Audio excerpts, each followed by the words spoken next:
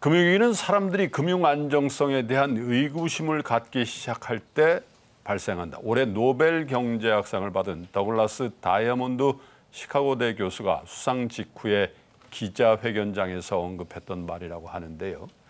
그런데 안타깝게도 이 말이 지금 국내 금융시장에서 현실이 되고 있는 듯합니다. 레고랜드 사태로 금융 안정성에 대한 신뢰가 깨지면서 금융위기에 대한 우려가 커지고 있는 것인데요. 안 그래도 가파른 금리 인상으로 금융시장이 불안한 상황에서 레고랜드 사태가 불난집에 기름을 붓는 격이 된 건데, 한문도 교수님, 예.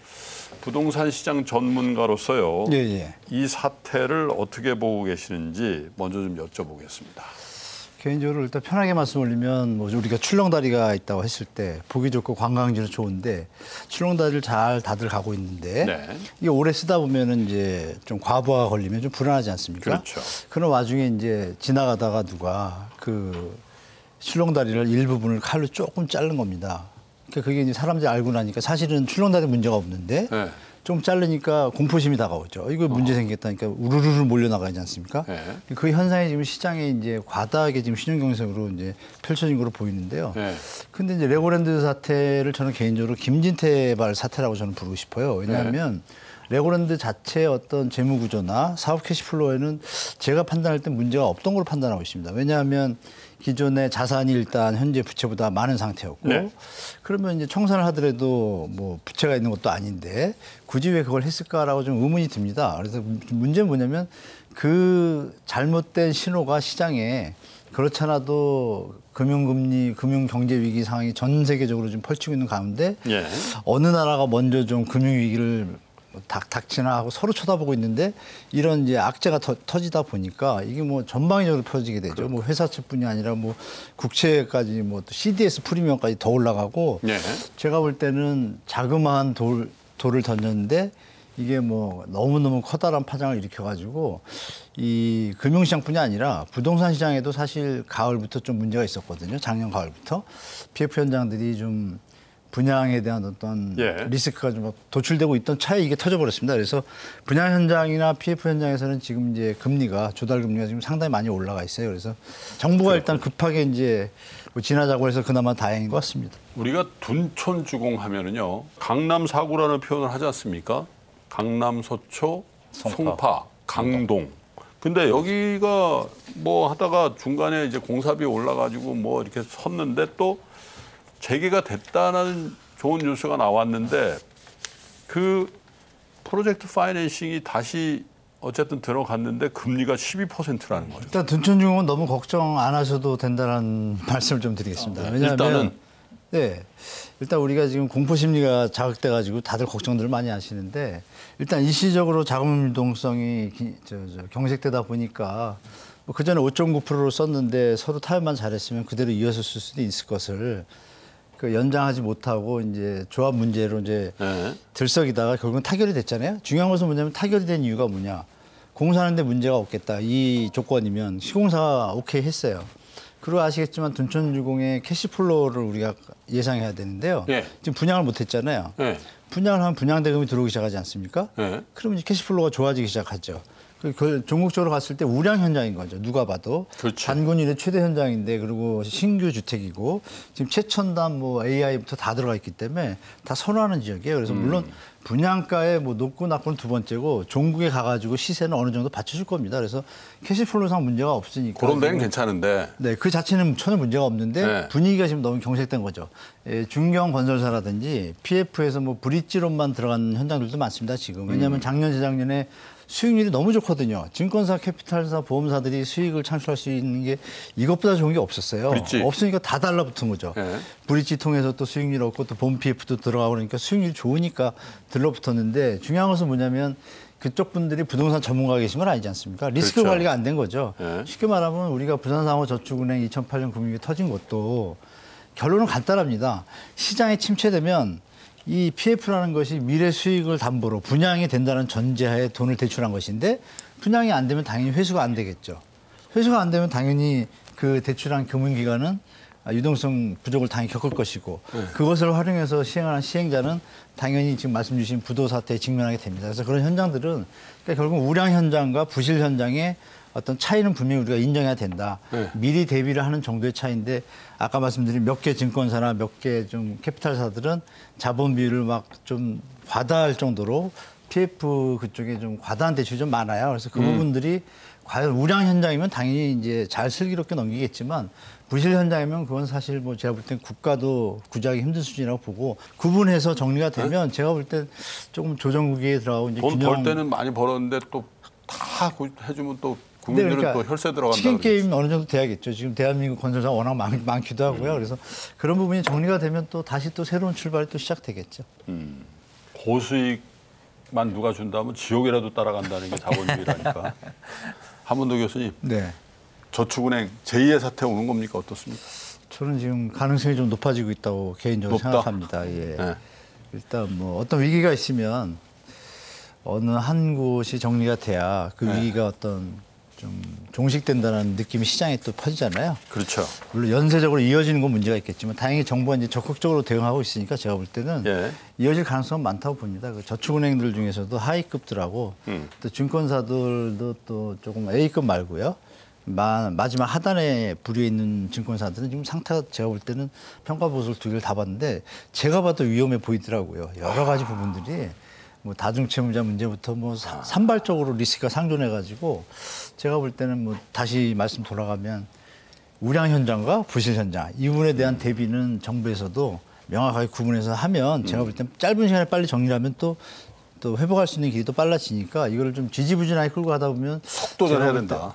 네, 맞습니다. 속도 완급 조절과 신속할 때 신속하게 해야 되고 이런 것들이 필요한데 정부에서 뭐 개인적으로 잘 대처하기를 좀 바라고 있는데 만약에 이거를 또 뭐랄까 이렇게 임시 방편으로 이어져 가다 보면 나중에 연쇄적으로 또 벌어질 가능성이 있기 때문에 그런 부분이 좀 정부에서 좀 신경 써주면 좀 좋을 것 같다는 생각합니다. 브릿지론 조금 용어 정의를 좀 하고 갈게요. 왜냐하면 이제 브릿지론 이걸 우리가 그냥 일상적으로 얘기를 하니까 간단합니다. 어려운 거 아니라 우리가 이제 시행자가 시드머니라 그러죠. 네. 뭐 땅값이 만약에 100억이다. 그러면 이제 건설비가 100억이다. 그러면 200억이 필요하잖아요. 근데 200억 다 갖고 사업하는 시행자가 없습니다. 네. 없고 보통 이제 시드머니 5%에서 10% 갖고요. 네. 그럼 이제 땅을 사야 인허가를 받지 않습니까? 땅 작업이라고 하죠.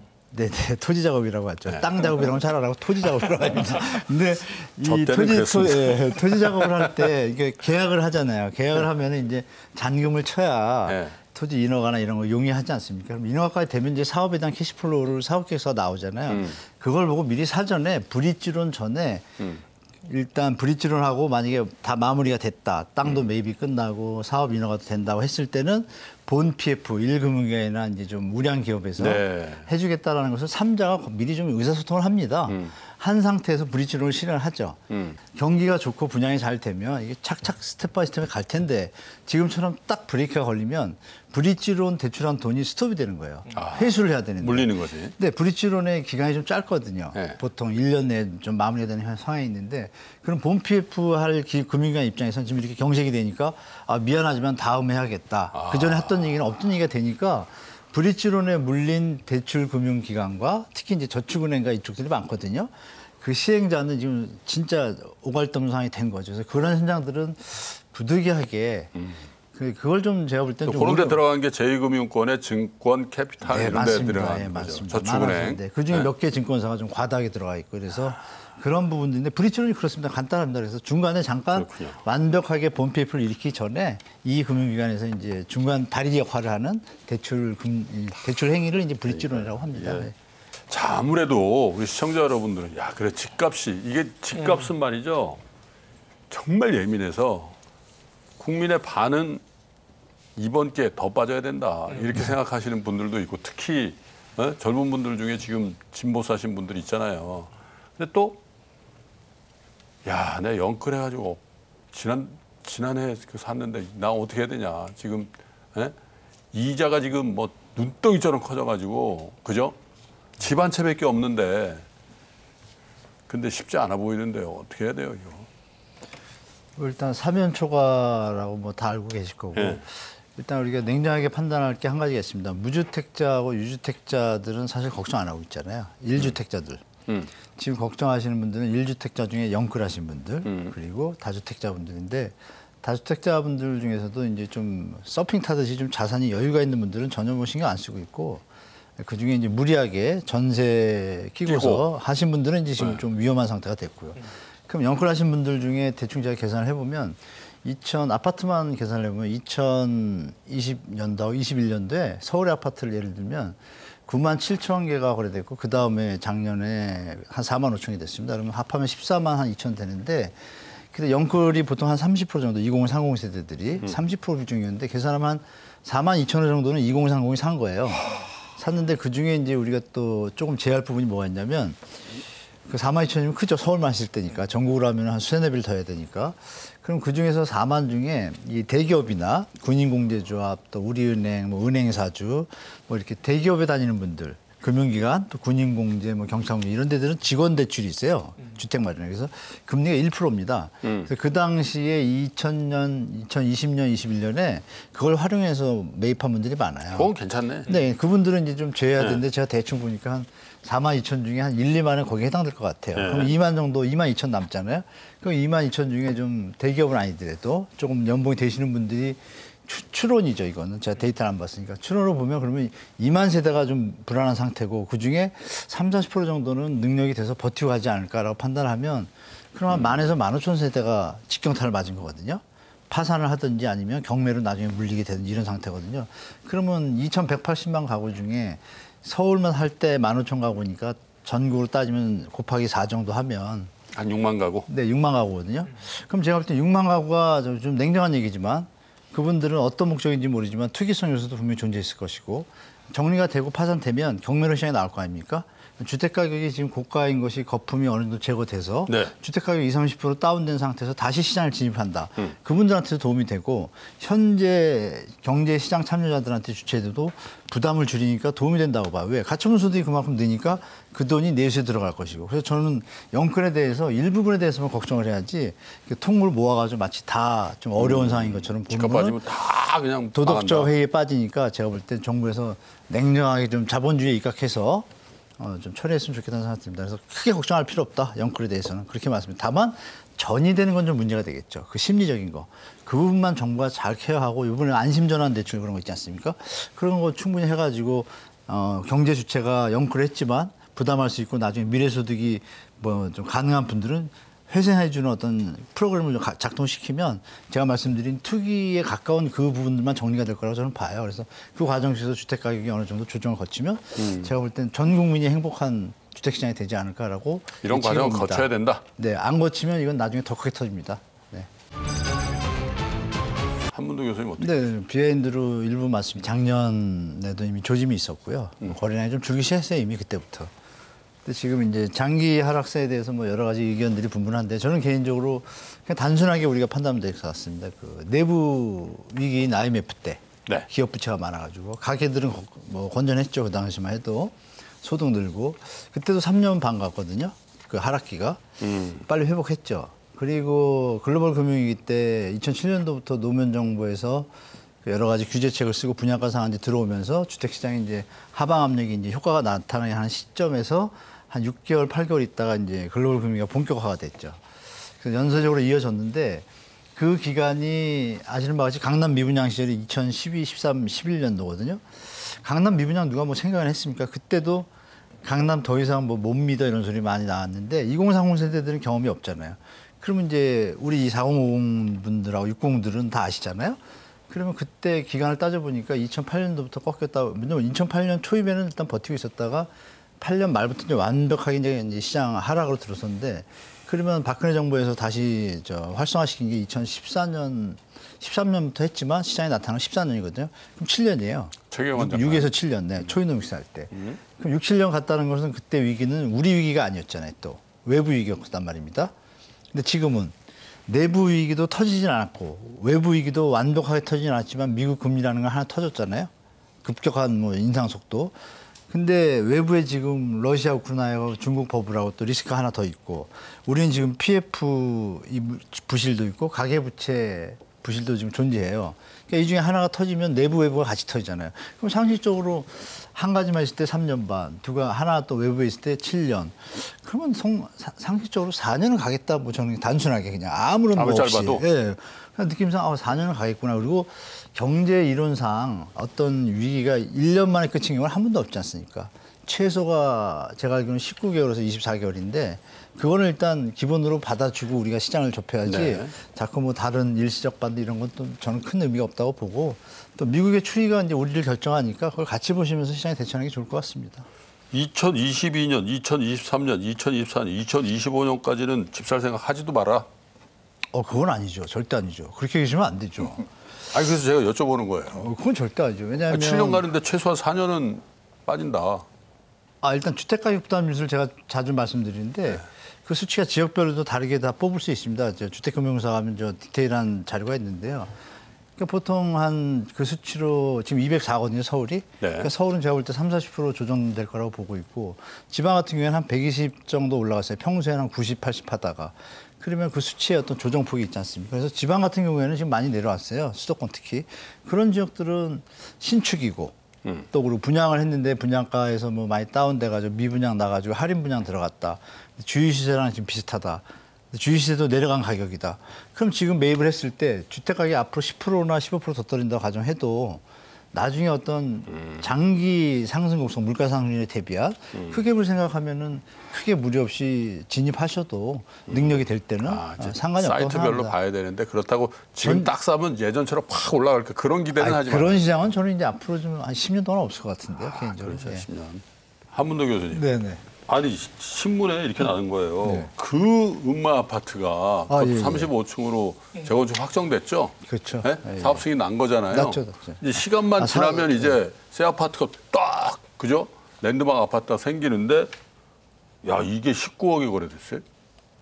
지금 이제 말씀 주실 때 10년만 딱 생긴다 그랬었잖아요. 네? 그게 딱 안 생기거든요. 딱 안 생겨요. 그래서 이게 19억이 된 겁니다. 아 그래요? 네, 그게 왜냐하면 좀 리스크가 하나 있어요. 왜냐하면 뭐가 그 있어요? 상가가 있잖아요. 네. 그 음마 아파트 아시는 분들은 대치동 사거리 가보시면 거기 맛집 엄청 많은데. 네네, 좀 잘 되고 있고 활성화돼 있고 상가가 코너를 많이 좀 커버하고 있습니다. 그렇죠. 그러면 이제 우리가 주택 건축에 있어서 어떤 코너를 끼고서 어떤 전망이나 조망이나 네. 단지의 어떤 효율성이 높아지는 것인데 네. 그 상가분들이 그 조합원 수가 한 390분대요. 네. 근데 지금 음마 아파트가 4,244세대를 증축해가지고 한 1,200세대가 나오는데 그중에 600세대는 공공임대로 기부 체납하고 600세대가 일반 분양이에요. 근데 일반 분양 분들은 이제 건축비도 좀 보조하고 이래서 추가 부담을 줄여야 되는데 상가분들이 지금 조합을 결성해야 이제 순서대로 가지 않습니까? 조합 승인 이제 조합인가가 이제 첫 번째 과정인데 그럼 상가분들도 같이 해야 되잖아요. 근데 상가분들이 지금 조건을 하나 걸기 시작했습니다. 우리도 아파트 하나씩 달라. 이 부분에서 지금 약간 상가가 몇 개나 되죠? 398개인가 78개 이렇게 씁니다. 야, 그러니까 이게 일반 분양, 채? 일반 분양분 600채가 날아가면 이게 수입이 조합 입장에서 엄청 줄게 되거든요. 그래서 이 딜레마가 좀 있어서 그 부분을 좀 지켜보시고 조합인가가 과연 1년 안에 날지 좀 봐야겠습니다. 그게 해결되면 지금 말씀하신 대로 10년 안에 되거든요. 근데 안 되면 그게 몇 년 갈지 아무도 모르잖아요. 그러면 점점점이라고 제가 말씀드리겠습니다. 근데 이제 이렇게 되더군요. 보니까 이제 재건축 아파트 경우에 이제 그 공시지가들이 다 개별 호수별로 다 있잖아요. 네. 그래서 통상 보면 1층부터 3층, 4층부터 뭐 예. 또 뭐 한 7층, 그 다음에 7층, 8층부터 뭐 13층이다 그러면 12층까지 하고 13층은 또 별도 뭐 이런 식으로 해서 그 층수별로 조금 가격이 차이가 좀 나는데 어쨌든 근데 공시지가로 그 보상을 받고 그 하기 때문에 근데 공시지가로 따져보면 5, 6억이 잘 안 남단 말이에요. 한문도 교수님. 실제 시세는 이제 몇 억씩 차이 나는데 사업을 마장에 들어가잖아요. 재건축 사업을. 들어가면은 일단 대지 지분의 개념으로 들어갑니다. 그렇기 때문에 이제 지금 말씀 주신 부분은 이제 현재 상황에 드린 거고 재건축 사업을 보고서 투자하시는 분 입장에서는 2층이나 뭐 로얄층이나 큰 차이 없습니다. 말씀하신 공시가격 차이가 별로 적기 때문에 실제로 재건축을 하기 위해서 사업자 조합을 인가를 받으려면 80%가 동의를 해야 되는데 1층하고 최상층 1, 2, 3층 다 빼면 차별되면 조합이 된 적이 없습니다. 대한민국 역사. 결론적으로 동의 말씀드리면 안 한다?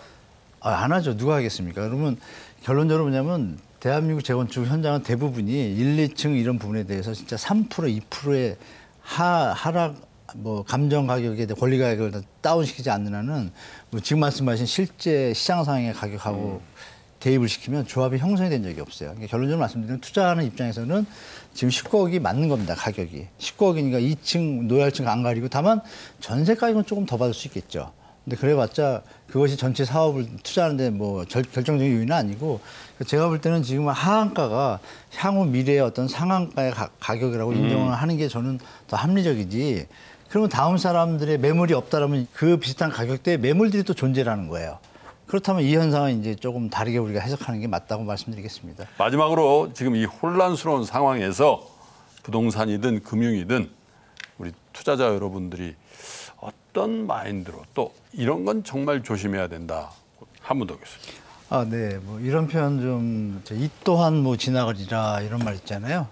일단 내년엔 좀 어려울 것 같습니다. 여러 가지 뭐 미국 상황도 리세션이 올 것 같은데 그에 대해서 마음의 준비를 하고 내년을 넘기고 나면 뭐 바닥을 좀 확인하는 시기가 다가올 것이고 그다음부터는 다시 또 희망의 시간이 다가오니까 제가 개인적으로 하나 추원을 말씀드리면 정부에서 아까 거래량이 늘면 시장이 좀 연착륙을 하는데 도움이 되지 않습니까?